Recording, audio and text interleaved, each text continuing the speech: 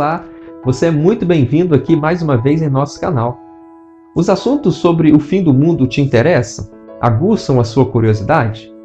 Então, eu quero pedir para você se inscrever aqui no canal e também ativar o sininho, porque nós estamos fazendo uma série de vídeos explicando com o máximo de detalhes e bases bíblicas possíveis o que acontecerá nesses dias lá do fim da história da humanidade. E também, se esses vídeos estão sendo interessantes e esclarecedores para você, eu quero pedir para você deixar aqui no comentário alguma palavra assim, nesse sentido, bem como curtir esse vídeo e compartilhar ele também com todos os seus amigos. Eu quero contar com você, tá? Posso? Obrigado. E hoje nós falaremos sobre o período da tribulação. O que acontecerá naqueles dias? Qual será o envolvimento, a participação da igreja nesse período? Você quer saber as respostas? Então me acompanhe até o final desse vídeo. Mas antes disso, vamos rodar a vinheta.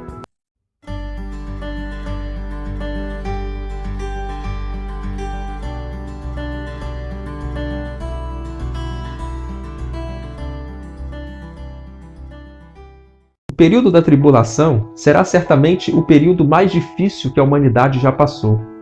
Tanto o profeta Daniel quanto Jesus afirmaram que jamais houve dias semelhantes àquele e também jamais haverá. Sabemos também, a partir de uma profecia de Daniel, que o período da tribulação durará 7 anos.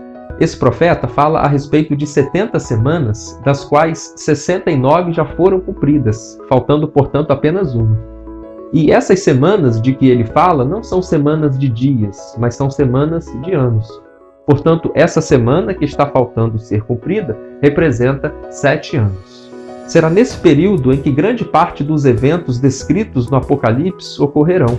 Terá a abertura dos 7 selos, terá o toque das 7 trombetas e terá o derramar das 7 taças da ira de Deus sobre a face da terra. Será um período em que as pessoas buscarão desesperadamente a morte e a morte fugirá delas. Será um período de muito derramamento de sangue.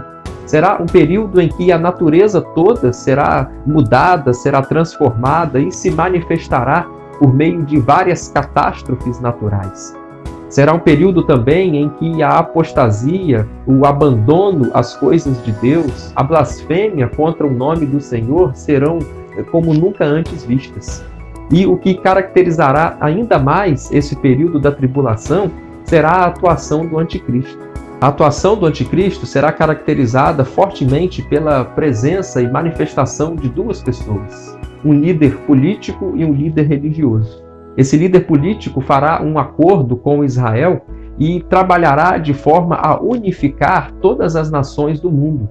E haverá também um líder religioso que falará sobre elas de algo muito falso em relação à paz. Passados 3 anos e meio, portanto chegando exatamente na metade da tribulação, todo o cenário mudará.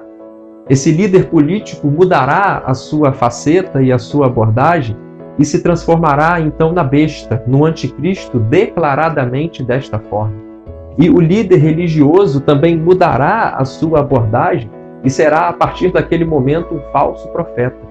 E os 2 atuarão sob a influência de Satanás, o dragão, a serpente, como descrita no livro de Apocalipse. E aí, nesses 3 anos e meio finais, então, a tribulação será muito mais intensa, muito mais séria, caracterizada, inclusive, chamada de a grande tribulação. E a Bíblia se refere a esse período não só como sendo de 3 anos e meio, mas também quando usa as expressões de 42 meses, de 1260 dias, e também como tempos, tempo e metade de um tempo. E nesses dias, então, a perseguição ao povo judeu e àqueles que professarem uma fé em Cristo será enorme. Será nesse tempo em que surgirá a marca da besta, em que todas as pessoas, para comprarem ou venderem, terão que ter, ou em sua mão, ou em sua testa, o número 666. Eventos extraordinários e até miraculosos acontecerão naquele dia. Por exemplo, esse líder político ele será morto no metade da tribulação e, no entanto, ele será ressuscitado depois. O falso profeta, por exemplo, construirá uma estátua e dará vida a essa estátua. E será um período, então, em que a adoração será exigida às bestas. Mas um tema que é muito interessante para nós nesse contexto é saber se a Igreja de Cristo passará ou não por esse período da tribulação.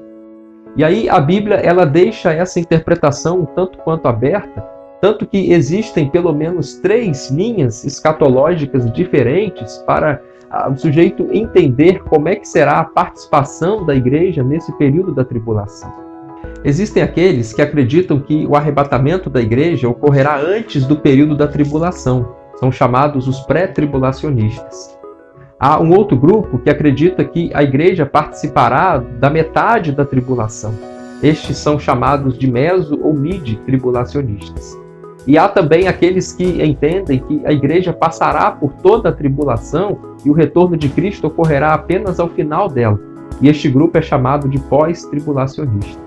Eu vou então, a partir de agora, comentar um pouquinho sobre cada uma dessas 3 diferentes visões. Os pré-tribulacionistas baseiam-se a sua ideia em diferentes textos bíblicos.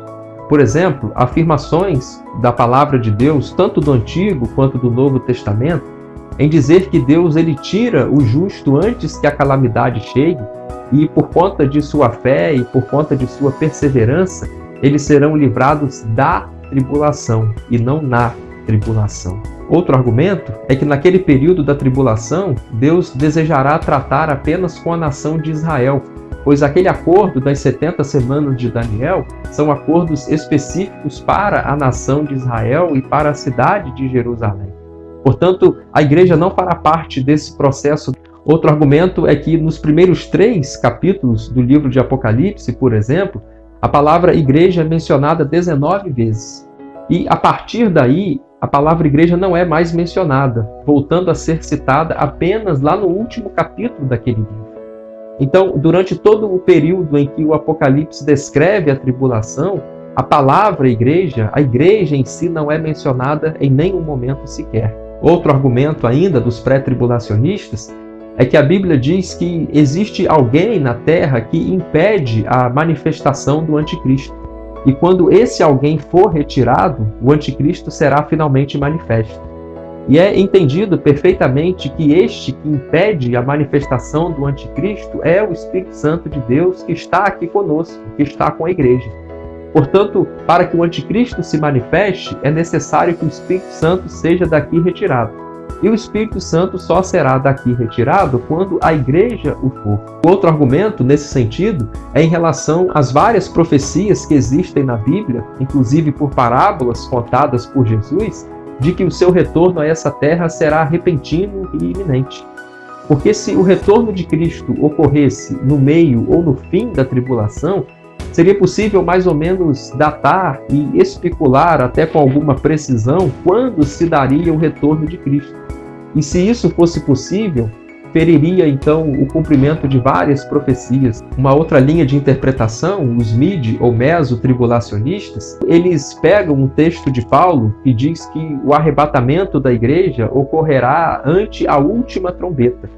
E quando nós associamos o toque da última trombeta com as 7 trombetas do Apocalipse, essa 7ª e última trombeta é tocada exatamente após 3 anos e meio de tribulação.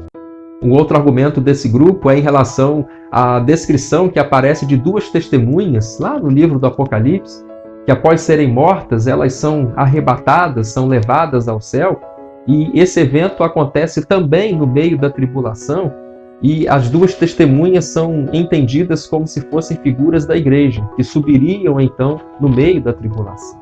E finalmente, os pós-tribulacionistas se baseiam na ideia de que a Bíblia fala de apenas um retorno de Cristo. E quando o menciona, especialmente no livro de Apocalipse, ela ocorre apenas ao final da descrição dos 7 anos da tribulação. Também há o argumento de que no período da tribulação haverá pessoas salvas, tanto que a perseguição que surgirá por parte do anticristo será especialmente aqueles que são salvos. Ora, se haverá salvos na terra, é porque a igreja ainda não subiu, dizem eles. E um outro argumento seria que Deus é capaz de proteger e de guardar o seu povo das tribulações, mesmo ela estando vivendo nesse contexto todo. E aí eles se referem ao período lá do Êxodo, por exemplo, quando as 10 pragas foram enviadas no Egito, E aí elas atingiram apenas o povo ímpio e não atingiu o povo de Deus. E aí, a partir dessa explicação breve de como será possivelmente o envolvimento da igreja nesse período, com qual delas você se identificou mais? O pré-tribulacionista, o mesotribulacionista ou o pós-tribulacionista? E como que esse período da tribulação chegará ao fim? A Bíblia diz que será convocada uma grande batalha, a batalha do Armagedon, que ocorrerá no Vale do Megido, e aí todas as nações, então, da terra, sob a liderança do anticristo, sob o incentivo do falso profeta e sob a atuação do dragão, de Satanás, se reunirão, então, para uma batalha contra o povo de Deus e contra Jesus propriamente. E naquela situação, então, a Bíblia diz que Jesus descerá do céu com a sua igreja, com o seu povo, e a guerra será facilmente definida, pois simplesmente com o sopro de sua boca e com o resplendor da sua glória, Jesus vencerá aquela batalha.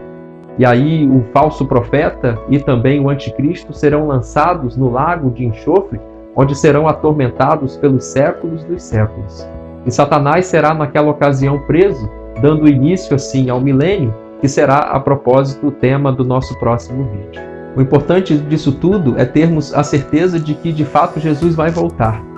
É que com certeza, quando a tribulação começar, ela já começará com os seus dias contados. Eu desejo que esse vídeo tenha abençoado a sua vida e tenha te trazido à luz, então, um pouco mais de compreensão sobre esses assuntos.